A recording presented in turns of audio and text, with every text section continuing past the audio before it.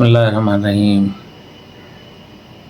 میرے ویورس اور جہاں جہاں مجھے سنتے ہیں ان سب کی خدمت میں آج پھر حاضر ہوں اور دل کی اتھا گہرائیوں کے ساتھ السلام علیکم کا ہدیہ آپ کی نظر کرتا ہوں. ہمارا پروگرام تسلسل سے جاری ہے. آپ لوگ سن رہے ہیں, اچھا لگ رہا ہے اور کمنٹس بھی کرتے ہیں. امید ہے اسی طرح پروگرام کو دیکھتے رہیں گے. یہ جسٹ نالج میں ایک اضافہ ہے, ورنہ تو پرانے قصوں میں کچھ نہیں رکھا اور موجودہ قصوں میں بھی کچھ نہیں رکھا جو حال میں ہے. لیکن خبر تو خبر ہوتی ہے اور خبر جو ہے وہ اپنا وجود رکھتی ہے. بہرحال ہم نے جہاں پہ ختم کیا تھا سلسلہ, وہ سلسلہ یہ تھا کہ جو مال ان کے ہاتھ لگا اس میں موتیوں کا ایک ہار بھی تھا. دو ٹھگوں سیفو اور گھینا خان میں اس پر جھگڑا ہو گیا اور دونوں آپس میں رشتہ دار بھی تھے اور انہیں دو بہنیں بیائی ہوئی تھیں. اتفاق سے ہار گھنیا کے ہاتھ لگا, لیکن سیفو کا اصرار تھا کہ ہار اسے ملنا چاہیے. دونوں وہ سانڈو بھی تھے ایک طریقے. گھنیا نے انکار کیا. اس پر بات بڑھی. سیفی سیدھا دربھنگا کے تھانے دار کے پاس پہنچا اور رات کے وقت تھانے دار اور سپاہیوں کو ٹھگوں کے ٹھکانے پر لے گیا, جنہوں نے سب کو گرفتار کر لیا. مگر اب مسئلہ یہ تھا کہ سیفو کو نہیں معلوم تھا کہ مقتولوں کو کہاں گاڑا گیا ہے. اس نے تھانے دار کی مدد سے اپنے 9 عمر چچیرے بھائی پیر بخش کو زمین پر گرا دیا اور اپنی تلوار اس کی گردن پر رکھ دی. لڑکا ڈر گیا اور اس نے جرم کا اقرار کرتے ہوئے مقتولوں کے مدفن کی نشاندہی کر دی. تمام لاشیں نکالی گئیں اور جن 4 پھانسی گروں نے ان کا گلا گھونٹا تھا, بالآخر ان کے اپنے گلے میں پھانسی کا پھندا پڑا. انگریزوں کا وتیرہ ہے کہ اپنی کارروائیوں کو بعد میں بیٹھ کر سوچتے ہیں کہ انہوں نے کیا سیکھا. ہمارے یہاں شاید اس چیز کی بھی کمی ہے. نتیجے کے بعد ہم نہیں سوچتے, نتیجے سے پہلے بھی نہیں سوچتے. لیکن ٹھگوں کی وارداتوں کے بعد وہ ہاتھ پہ ہاتھ دھرے بیٹھے رہے, ورنہ کوئی مربوط کارروائی ہو سکتی تھی. ایک محقق نے کیا اچھی بات لکھی ہے کہ پھانسی گروں کے خاتمے کے لیے جو سراغ کام آ سکتے تھے وہ گنوا دیے گئے. اگر کہیں یہ مجسٹریٹ اور ضلعی حکام پھانسی گروں کو بہتر طور پہ سمجھ پاتے تو ان سے نمٹنے میں کہیں زیادہ کامیابی حاصل ہوتی ہے. لیکن ہوا یہ کہ ٹھگی کے رسوائے زمانہ نظام کے سیاہ ترین راز اگر کسی کو معلوم تھے تو خود ٹھگوں کو معلوم تھے. ٹھگوں کے ساتھ یہ عجب معاملہ تھا کہ انہیں کبھی چین سے ایک جگہ بیٹھنا نصیب نہیں ہوا. مثال کے طور پر اکبر کے زمانے میں ٹھگوں کے 7 گھرانے دلی میں آباد تھے, جو سزا کے خوف سے وہاں سے بھاگے اور آگرہ پہنچے, کیونکہ انہوں نے اس کے ایک غلام کو مار دیا تھا. وہاں بھی تنگ کیے گئے تو تواکو پور گئے, وہاں سے بھی نکلنا پڑا. انہوں نے ہمت پور میں ڈیرے ڈالے. اب یہ ہوا کہ لوٹ مار کے مال میں وہاں کے راجا نے اپنا حصہ بڑھانے کا مطالبہ کیا. پھر مرہٹا فوجوں نے محصول کے نام پر ان سے بڑی بڑی رقمیں طلب کرنا شروع کی.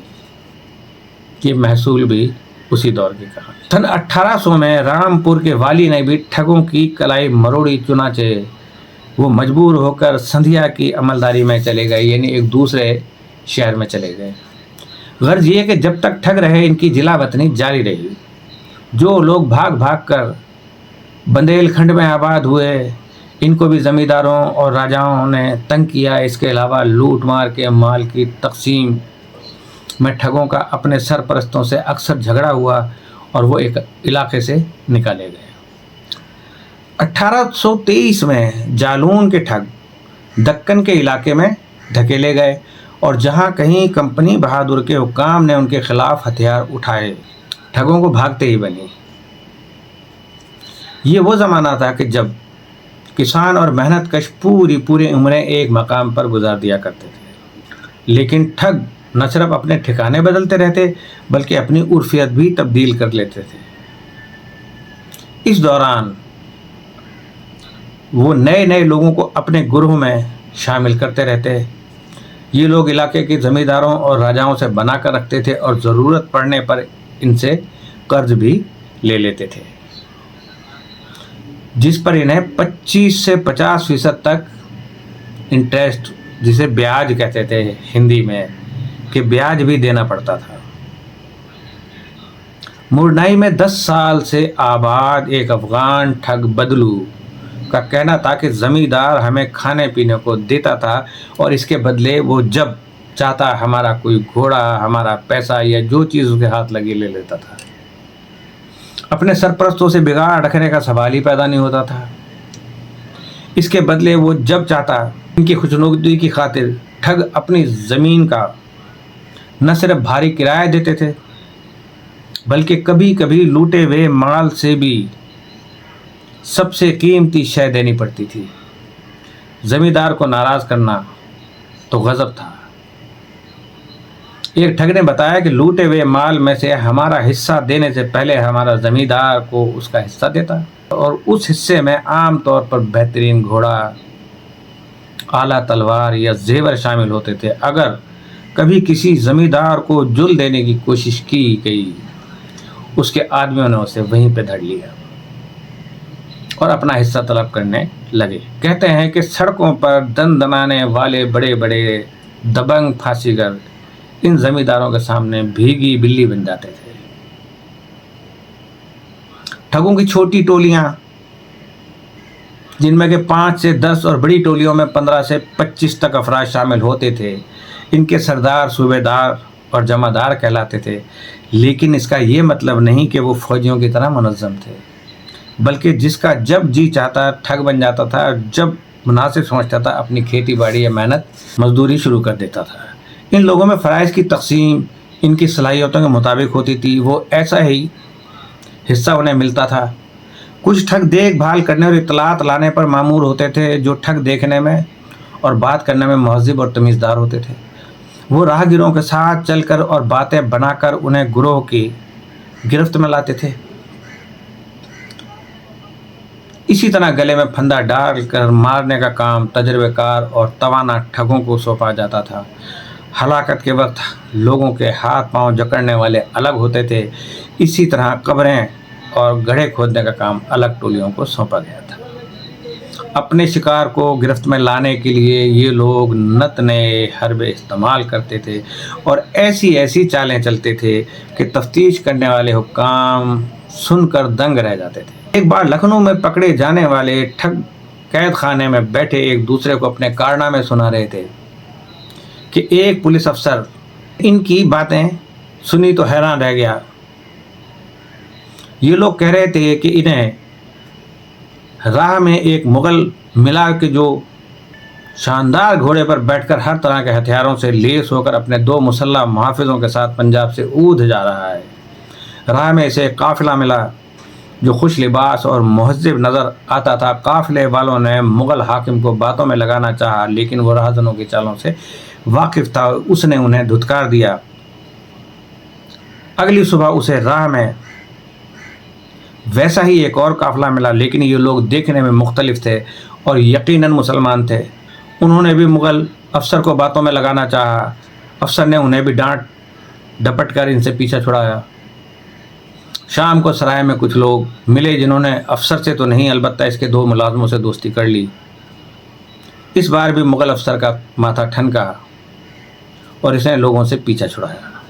اس کے ملازموں نے ناک بھون چڑھائی کہ یہ مغل بچہ کسی کو خاطر میں نہیں لاتا۔ دوسرے روز ایک ویران علاقے میں حاکم نے، جو آگے چل رہا تھا، دیکھا کہ 6 غریب مسلمان ایک میت کے قریب رو رہے ہیں۔ وہ فوجی تھے جو لاہور سے لکھنؤ جا رہے تھے، لیکن تھکن سے ان کا حال برا تھا، اتنا برا کہ ان کا ایک ساتھی راہ میں مر گیا۔ اب یہ لوگ حیران تھے کہ اس کا کفن دفن کیسے کریں۔ مغل افسر نے گھوڑے سے اتر کر انہیں تسلی دی اور نماز پڑھانے کی پیشکش کی۔ افسر نے اپنے ہتھیار اتار کر الگ رکھے اور وضو کر کے نماز ادا کرنے لگا۔ وہ غریب راہگیر اس کے پیچھے کھڑے ہوئے افسروں کے دونوں ملازموں کو انہوں نے صف کے درمیان جگہ دی۔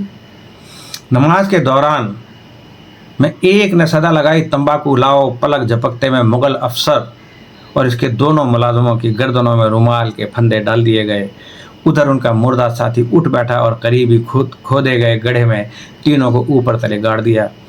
راہ میں جتنے قافلے ملے تھے وہ سب اودھ کے ٹھگ تھے۔ مغلوں کے گاڑنے کا خیال رکھا جاتا تھا۔ ان کو دبانے کے لیے ایسی جگہ چنی جاتی تھی جہاں گڑھا کھودنا آسان ہو، نرم زمین ہو۔ مناسب ٹھکانے کی تلاش میں یہ پھانسی گر غیر معمولی صبر اور تحمل کا مظاہرہ کرتے تھے۔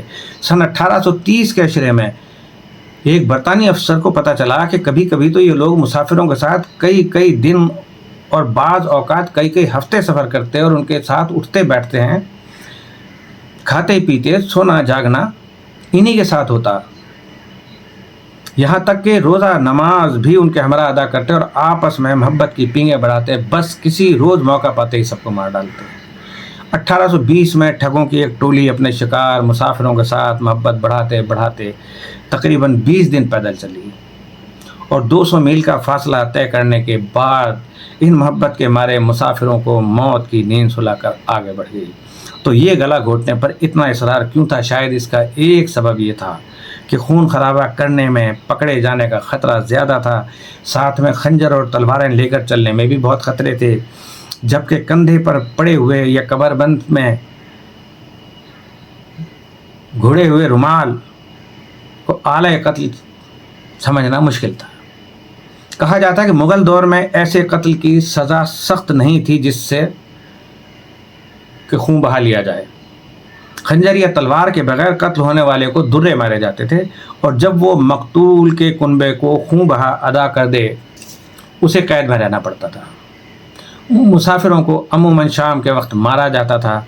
وہ جب تھک ہار کر بیٹھے ہوئے ہوتے تھے، دن ڈھل رہا ہوتا تھا، اس وقت کوئی آواز دیتا کہ ذرا ستارے دیکھ کر بتاؤ کہ کیا وقت ہو رہا ہے۔ لوگ گردن اٹھا کر آسمان کی طرف دیکھتے تھے۔ گلے میں پیچھے سے پھندا ڈالنے کے لیے وہی وقت مناسب ہوتا تھا اور مناسب لمحہ تھا۔ قتل کے کاروبار میں دھندے کا یہ انداز پوری دنیا میں صرف ہندوستان کے ٹھگوں کا تھا، جس میں انہوں نے پنجاب سے دکن تک مہارت حاصل کی ہوئی تھی۔ 19ویں صدی کے پہلے 10 برسوں کے خاتمے تک اس علاقے میں 3000 افراد کی روزی اسی پھانسی گری سے وابستہ تھی۔ البتہ ایک شخص نے اس میں غضب کی مہارت حاصل کر لی تھی، اس کا نام تھا فرنگیا۔ آج اٹاوا کی عدالت سے ہماری جان چھوٹ گئی ہے، اب اس کے بعد فرنگیا کی کہانی بیان ہوگی۔ تو اجازت چاہتا ہوں اس دعا کے ساتھ کہ اللہ پاک ہم سب کی جان و مال و عزت و آبرو کی حفاظت فرمائے اور ہمارے مملکت خدا داد پاکستان کو ترقی و کامرانی اور شر پسندوں سے دور رکھے۔ السلام علیکم ورحمۃ اللہ وبرکاتہ۔